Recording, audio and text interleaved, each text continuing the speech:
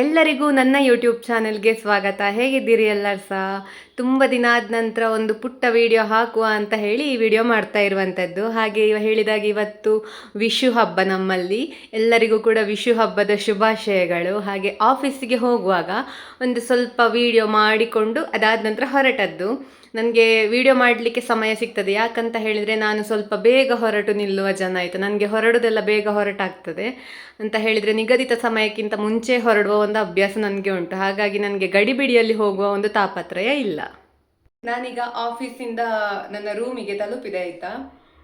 ಎಷ್ಟು ದಿವಸ ಆಯಿತು ನಾನು ವ್ಲಾಗ್ ಮಾಡಿದೆ ಅಂತ ಹೇಳಿದರೆ ನನಗೆ ಒಂಥರ ಹೊಸ ಥರ ಹಾಗೆ ಆಗ್ತಾ ಉಂಟು, ಮೊಬೈಲ್ ಹಿಡ್ಕೊಂಡು ಮಾತಾಡೋದು ಕೂಡ.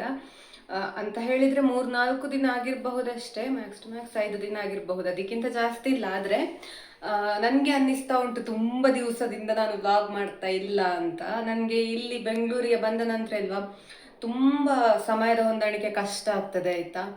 ನನಗೆ ಬೆಳಿಗ್ಗೆ ಬೇಗ ಎದ್ದು ಅಡಿಗೆ ಮಾಡಿ ಕ್ಯಾಬಿಗೆ ಹೋಗುದು, ಮತ್ತು ಆಫೀಸಲ್ಲಿ ಕೂಡ ಅಷ್ಟೇ. ಈಗ ತುಂಬ ಕೆಲಸ ಉಂಟು, ಹಾಗಾದ ಕಾರಣ ಕೆಲಸ ಮುಗಿಸಿ ಮನೆಗೆ ಬರುವಾಗ ಸಾಕಾಗ್ತದೆ. ಮನೆಗೆ ಬಂದು ಮತ್ತೆ ಇದ್ದದ್ದೇ ಅಡಿಗೆ ಮಾಡೋದು, ಮತ್ತು ಬೆಳಗ್ಗಿದ್ದು ಪಾತ್ರೆ ಎಲ್ಲ ನಾನು ಮತ್ತೆ ಬಂದು ತೊಳೆಯುವುದು. ಹಾಗಾದ ಕಾರಣ ಸಾಕಷ್ಟು ಕೆಲಸಗಳೆಲ್ಲ ಬಾಕಿ ಇರ್ತದೆ. ಮತ್ತು ಸುಮಾರು ನೀವು ನಂಬ್ತಿರಲ್ವ ಗೊತ್ತಿಲ್ಲ, ಮೊದಲೆಲ್ಲ ಮನೆಗೆ 8 ಗಂಟೆಗೆ ಕಾಲ್ ಮಾಡಿ 8:45 ತನಕ ಎಲ್ಲ ಮಾತಾಡಿ ಮತ್ತೆ ಮಲಗ್ತಾ ಇದ್ದೆ.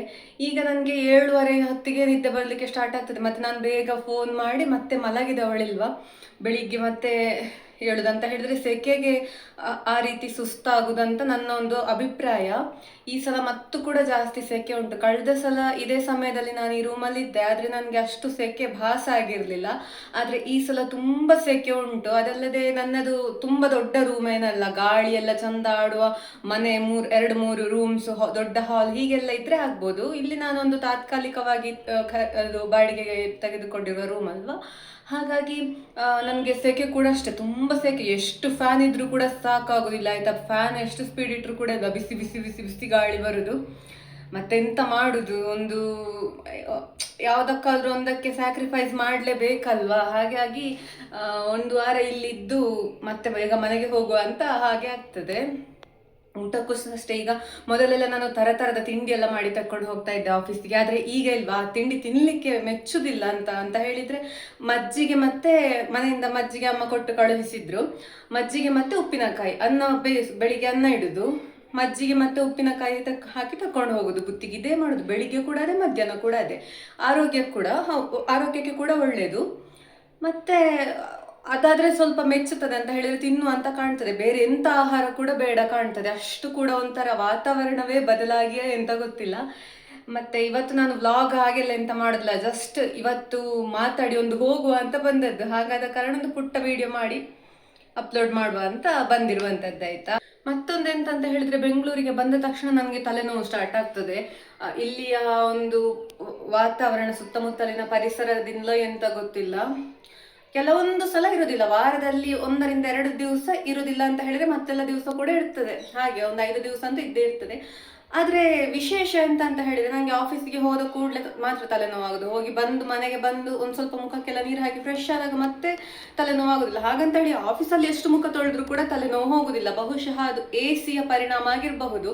ನಾನು ಮೊದಲು ಅಂದುಕೊಳ್ತಾ ಇದ್ದೆ ಕೆಲಸ ಮಾಡೋದ್ರಿಂದ ಕಣ್ಣಿಗೆ ಆಯಾಸ ಆಗಿ ಹಾಗೆ ಆಗಿರಬಹುದಂತ. ಆದರೆ ನಾನು ಮನೆಯಲ್ಲಿ ಕೆಲಸ ಮಾಡುವಾಗ ನನಗೆ ಎಂತ ಕೂಡ ಆಗುದಿಲ್ಲ. ಯಾಕಂತ ಹೇಳಿದ್ರೆ ಮನೆಯ ವಾತಾವರಣ, ನಾನು ಬೆಳೆದು ಬಂದಿರುವಂತಹ ವಾತಾವರಣ ಅಲ್ವಾ ಅದು. ಅದಲ್ಲದೆ ನಾನು ತುಂಬಾ ಬೇಗ ಕೂಡ ಏಳುದಿಲ್ಲ, ಜಾಸ್ತಿ ಅಂತ ಹೇಳಿದ್ರೆ 8 ಗಂಟೆವರೆಗೆ ಮಲಗ್ತೇನೆ ಅಷ್ಟೇ. 8 ಗಂಟೆಗೆ ಹೇಗೂ ಲಾಗಿನ್ ಆಗಬೇಕು ನನಗೆ. ಹಾಗಾಗಿ ಇಲ್ಲಿ ನಾನು ಬೆಳಿಗ್ಗೆ ಬೇಗ ಏಳುದು ಕೂಡ ಒಂದು ಕಾರಣ ಆಗಿರಬಹುದು.